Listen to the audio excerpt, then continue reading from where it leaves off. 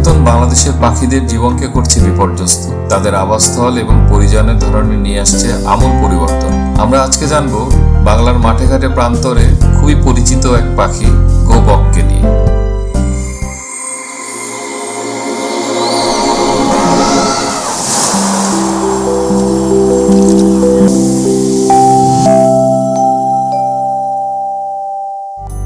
বাংলাদেশের কৃষি জমিতে কিংবা মাঠে গবাদি পশুর সাথে হাঁটতে দেখা যায় এক ধরনের বককে।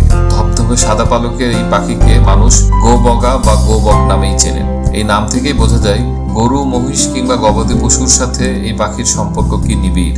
বকের অন্যান্য প্রজাতিগুলোর মতো এই পাখি জীবন ধারণের জন্য সম্পূর্ণভাবে জলাভূমির উপর নির্ভরশীল নয়, বরং কৃষিজমি, তৃণভূমি কিংবা মাঠের মতো জায়গাগুলোতেই গোবকের দেখা মেলে বেশি। গবাদি পশুর চারণভূমিতে এই পাখি গবাদি পশুর আশেপাশে ঘুরে বেড়ায় এবং গবাদি পশুর খুরের আঘাতে মাটি থেকে উঠে আসা পোকামাকড় ধরে খায়। একই সাথে এই পাখি মাঝে মাঝেই গরু, মহিষের শরীরে আটকে থাকা বিভিন্ন পোকাও খেয়ে থাকে।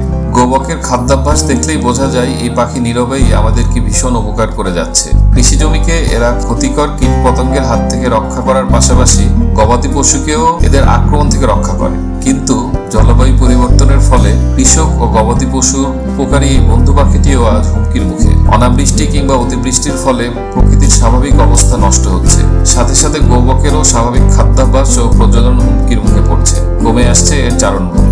বিশ্বব্যাপী গোবক IUCN রেড লিস্টে লিস্ট কনসার্ন হিসেবে তালিকাভুক্ত। কিন্তু বাংলাদেশের পরিবেশের উপর জলবায়ু পরিবর্তনের বিরূপ প্রভাব গোবকের মতো পাখিগুলোর জীবনকেও করে তুলছে বিপর্যস্ত।